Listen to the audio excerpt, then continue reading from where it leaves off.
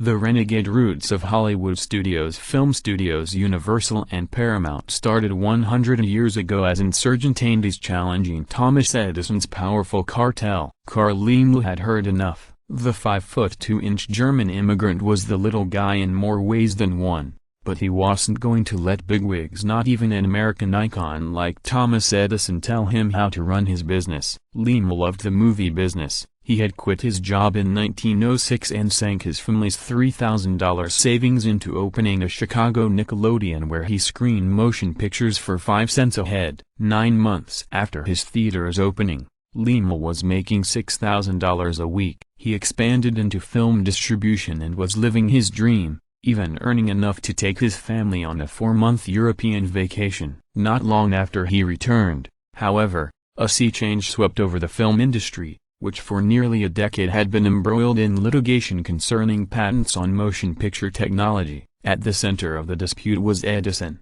who had first filed a patent on a motion picture camera in 1891 and purchased related patents with his deep pockets. Seeking to end the ceaseless lawsuits, Edison brought the representatives of the biggest film companies in the United States together in December 1908 to form the Motion Picture Patents Company, also known as the Edison Trust, which collectively held 16 major film patents. The cartel was the most powerful force in American film. In addition to requiring producers and exhibitors to use its patented equipment, the trust mandated that every theater owner pay $2 a week simply to hold a license to purchase and screen its films. The Edison Trust sued any operators who screened or made films without its permission. It fixed a standard price of admission no matter how expensive or cheap a movie's production, which meant studios had little incentive to produce quality films. Plus, the Edison Trust banned film credits for movie stars because it feared that actors gaining celebrity status would demand more money. The trust acted as de facto arbiter of what films were seen in the United States by blocking film imports and,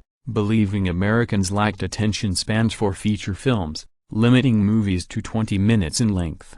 When Laemmle heard the Edison Trust's stipulations in a meeting of key distributors, he was one of the few to balk. He started the Independent Moving Pictures Company, or IMP, in 1909 and brazenly challenged the tyrannical monopoly by building his own studio. He lured actress Florence Lawrence, one of the first movie stars, away from the trust by giving her name top billing. Laemmle then exhorted Nickelodeon owners to screen his films for a fraction of the cost of those produced by the Edison Trust. His advertisements in trade magazines touted his independence and asked theater owners, "Oh, have you paid your $2 for a license to smoke your own pipe this week?" Edison and his compatriots did not take kindly to the competition. The cartel came after Laemmle hard, suing him 289 times for intellectual property violations. Edison hired detectives to unearth non-licensed equipment on production sets, and the Wizard of Menlo Park also conjured up gangs of armed thugs to seize pirate films,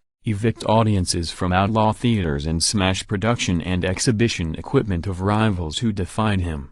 In spite of the pressure, IMP survived, and on April 30, 1912, Laemmle consolidated it with a handful of other independent studios to form the Universal Film Manufacturing Company, the future Universal Pictures. Adolf Zucker, founder of Paramount Pictures. Laemmle wasn't the only one bristling under the tight control of the Edison Trust in 1912. Hungarian immigrant Adolf Zucker, owner of a New York City Nickelodeon, envisioned a film industry that generated more revenue by screening feature-length films built around the star power of actors. Few stars in 1912 were brighter than Sarah Bernhardt, so Zucker paid $18,000 for the American distribution rights to her latest film, the French for-real silent picture Queen Elizabeth. Despite his enormous outlay, Zucker still needed a license from the Edison Trust to show the picture in his own theater. The Trust, however, thought Bernhardt too big a celebrity and the film's 40-minute runtime too long for American audiences, so it denied the license. In response, Zucker, like Laemmle, went rogue. He premiered Queen Elizabeth on his own in New York City on July 12, 1912, and the first full-length drama shown in the United States was a hit. The success led Zucker that year to launch the famous Players Film Company, the precursor to Paramount Pictures. Audiences flocked to the longer, Star-studded films produced by the upstart independents, who soon made an exodus from the film capital of the world, Fort Lee, New Jersey, to Hollywood, California. In 1912, Leland William Fox, who would eventually launch the studio that became 20th Century Fox, both filed antitrust actions against the Edison Trust. In 1915, a federal district court ruled the trust was indeed a monopoly, and it was soon dissolved. Also in 1915, Limo finished construction of his own California movie metropolis, Universal City, now home to a theme park and the largest film production facility in the world. A special guest ushered in a new chapter in American film by dedicating Universal's state-of-the-art electric studio. It was Thomas Edison.